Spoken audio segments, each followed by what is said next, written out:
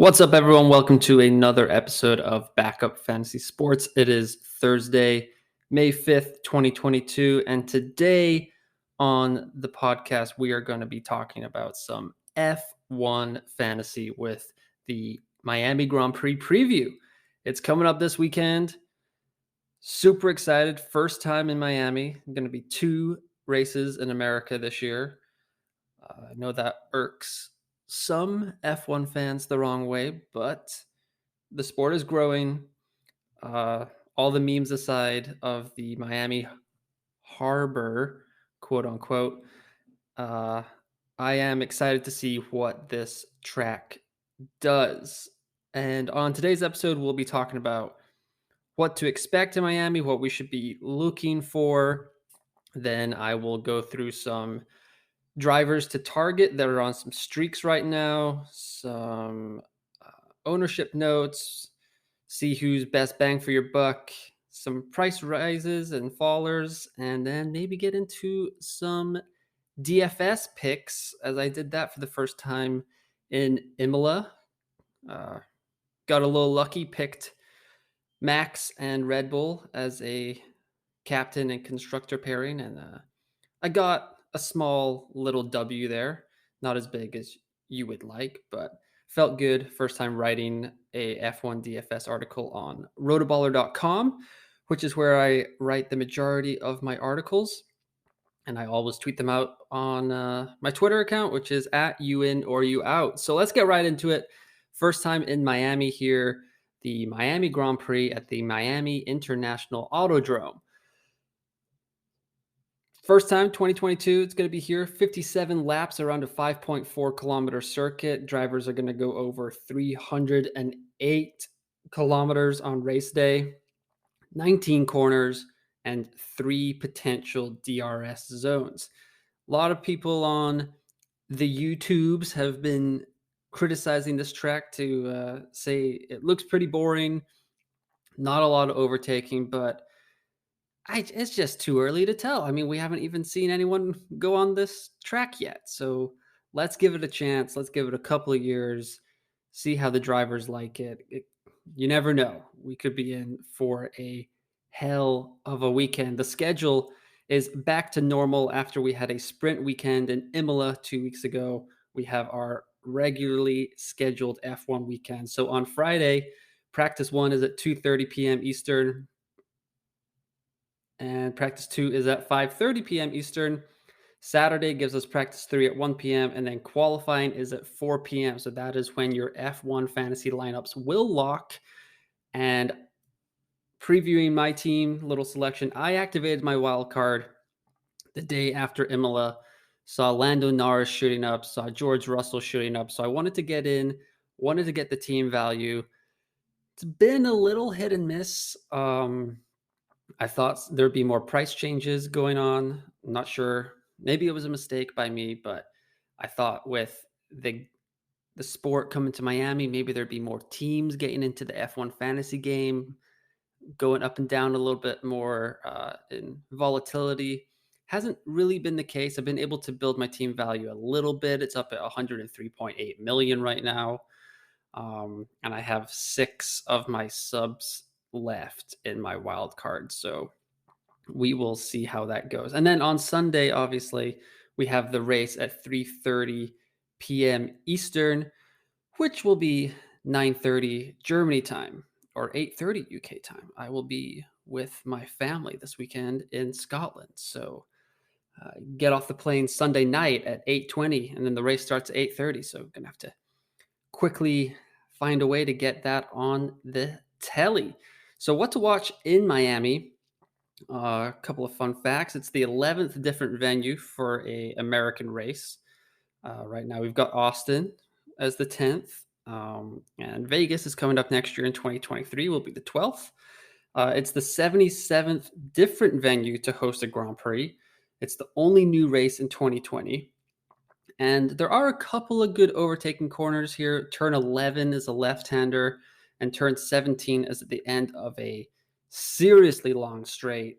And it has a tight left-hander, so we could be looking at some overtaking there.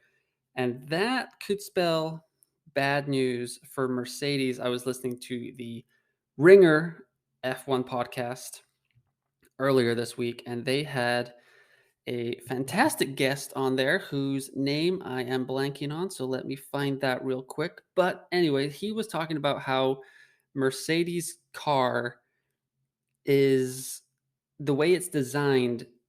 They are pushing the dirty air to the back of the car, and the flow is preventing them from braking as late as possible.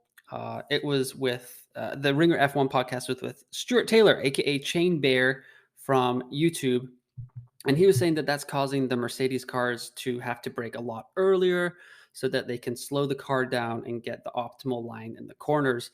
That's why Lewis Hamilton could not get past Pierre Gasly and Alexander Albon in Imola a couple of weeks ago. So could Mercedes be in for similar struggles if they have a bad qualifying? That is definitely something to watch.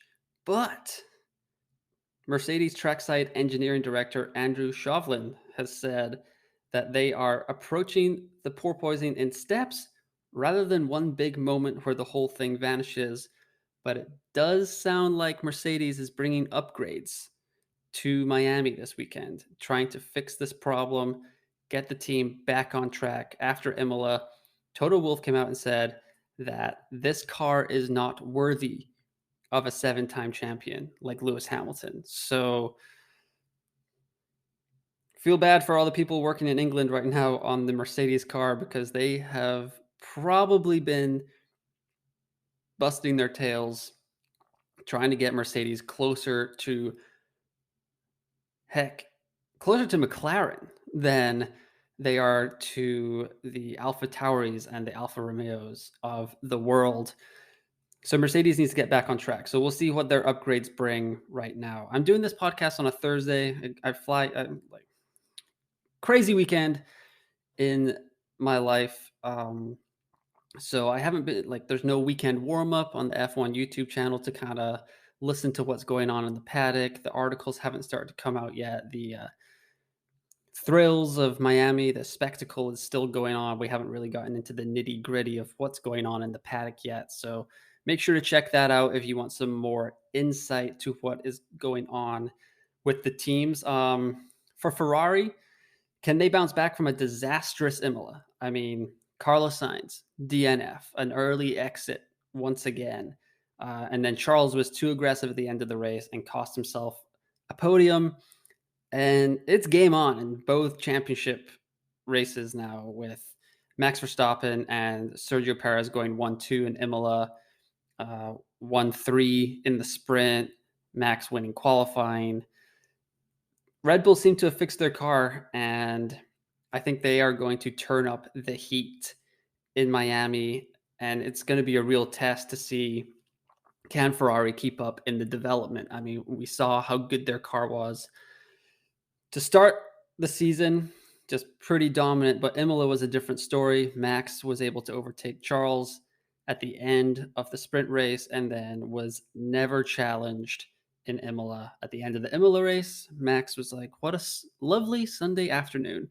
And it really was. He had nothing to deal with the entire day, no problem at all. And I expect Red Bull to be really strong here again. Ferrari will also be the second team to beat, but this could be the tide turning on the season. Some people were ready to write Red Bull off after about 3 races, which seems crazy. This is a long season, so there's going to be tons of twists and turns. But I do expect Red Bull to be extremely strong this weekend, and I am trying to work out how to get more Red Bull assets on my team, and it is turning into quite a headache. Like, how much do you sacrifice to get Verstappen or Red Bull as your constructor onto your team? Right now, I have Perez, but I want more. I just got to figure out how to do it. So that is a me problem. And then finally, the other team to watch. I mean, these are the bigger teams, but McLaren. I think is this the time that they are going to announce that they are full on ready to compete? this season. I mean, at this point, it's getting a little boy who cried wolf with them. They're like, "Oh, the car's not that good. Can't really expect these results." Um, yeah, don't know what to expect. And then they both scored points in Australia. Lando Norris got a podium in Imola. Uh, I think it's game on Donkey Kong for the boys in Papaya. And with Daniel Ricciardo being as close to a American driver as we get with his personality and love for life, I guess is how I would describe it. He should be uh, boosted this weekend in front of the Miami crowd. So we got some drivers on streaks this weekend in qualifying. Max Verstappen, Charles Leclerc, Carlos Sainz, and Sergio Perez and Fernando Alonso are all on a qualifying bonus streak. So they will all get a 5-point bonus coming up if they qualify for Q3 once again this weekend in Miami. And McLaren are on a bonus as a constructor because Ricardo and Lando Norris have qualified in Q3 for 2 races in a row, and now it's about to be 3 times in a row if they can do that as well. As for the race, only George Russell and Charles Leclerc are in a bonus for the race, as Max Verstappen and Sergio Perez have both DNF'd Max a couple of times this year, so they don't have bonus streaks going for the race, and that will be a 10-point bonus for them if they finish in the top 10. So it's very tempting. Um, initially, so for those of you that don't know, this is my first season playing F1 Fantasy, and I was immediately tempted to just activate the Mega Driver chip on Charles because he's got both streaks coming up. But I did some reading. People are saying, why would you not just take the turbo driver 2 times the points and then use a mega driver on something like Max if he ever gets up to double bonus or something like that? It's interesting. I like the opportunity to get triple points on a double bonus driver. I don't know if it will line up this way again. I mean, like Max is on a 4 race or 4 qualifying bonus right now. I just think the way with it lining up, I'm just wondering, will he ever get to have double streaks again?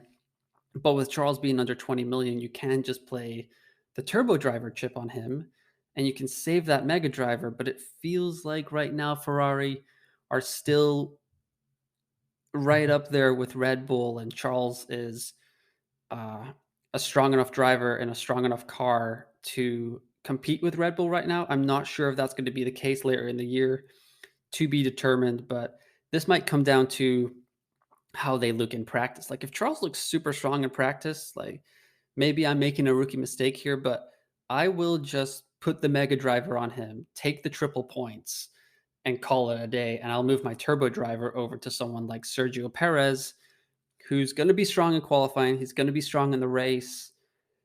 So I don't see any harm in doing that. It might not be the most optimal strategy, but it's my first year, so I got to learn mistakes and I can look back on it and be like, yeah, what an idiot. So I'm if Ferrari and Charles look strong, I am leaning heavily towards putting the Mega Driver chip on him just to get the double, triple points. Like that seems in my head, that makes a lot of sense. There may be people yelling at me right now that I don't know what I'm talking about, and they may be right, but I'm going to do it anyway, as long as Ferrari look like they are handling Miami pretty easily. So just go over those streaks again. Max, Charles, Carlos Sainz, Sergio Perez, Fernando Alonso are on a qualifying bonus streak. George Russell and Charles are on a race streak. And Charles is the only driver on the track this weekend with a qualifying and a race streak. And that makes sense why his ownership right now is at 68% in the game. It is not really budging because if you want to get a Max Verstappen who's 35% he's on 35% of squads, or a George Russell on 21%, or a Lewis Hamilton on 12%. It's really tough to fit in all those guys. And with the way it's gone in the constructors as well, Ferrari's 54% rostered, owned on squads. Red Bull's at 11 and McLaren's at 11. Mercedes are not an option right now. It is just a no-go. I do have George Russell on my squad right now, but that was mostly for team value purposes as I activated my wild card. I can certainly see myself getting rid of him before Saturday. With the long straights, it could be a very big problem for Mercedes with their porpoising issue. They're bouncing up and down. We'll see if it's been fixed. But yeah, he's risen 0.1 in value this week, or this couple of weeks here. And he's on a race streak. I would expect him to finish in the top 10 for sure. George Russell, get some bonus points there, but it's tough. It would be tough to give up a bonus driver like that, just to bring in Carlos Sainz, who's been, back-to-back DNFs at this point. That means he's got as many DNFs as Max, and Max's season was being declared a disaster before Imola. So I think we got to treat Carlos Sainz in a similar vein right now. Just Leclerc is the number one driver at Ferrari. Maybe at the start of the year, they could have been considered 1A and 1B, but I think it is clearly a 1 and 2 situation at this point for the guy from Monaco and his Spanish teammate. As for some other ownership notes, K-Mag still rocking a 56% on squads. He's not on my team right now. I saw Alexander Albon was about to jump up, so I used one of my subs on the wild card to gain another 0.1. But Albon will not be there by the time the weekend rolls around, unless I'm trying to do something crazy and get rid of. If I could get rid of Norris and Russell, and I could bring in Max and Red Bull, let's just do this here. Let's just see what's going on. Boom, boom, boom. So take out Verstappen, take out Russell. That leaves me 11.8 million here. So who would I be looking at? I've got enough for Sebastian Vettel, Valtteri Bottas, Yuki Tsunoda. Oh, I guess I could just bring back K-Mag here. And I'd have 5.7 left at constructors. Is that enough to get me? No, it is not. So I'd still be short of getting to Ferrari at 25.8 million. But, it's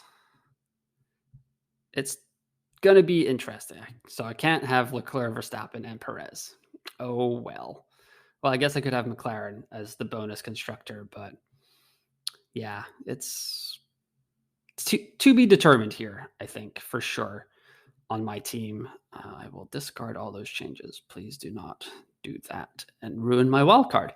As for points per million, K-Mag dominating 10.6. He's only 6.1 in the game right now, and he has 65 points. Leclerc coming in with 8.9 points per million. Bottas at 7.8 points per million. Lance Stroll, after a strong showing in Imola, he has 3 15-point outings in the first 4 races. And we just go down and down. Where are we here? We've got Sergio Perez hanging out at 5.8 points per million.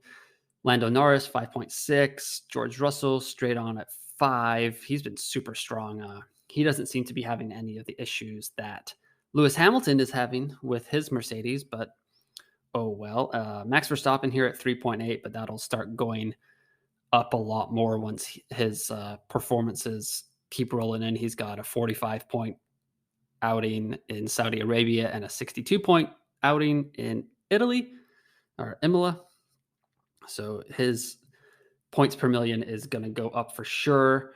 As far as price changes this week, we've had Russell, Ricciardo, Sergio Perez, Lando Norris, K-Mag, Charles Leclerc and Alexander Albon all go up by zero point 0.1.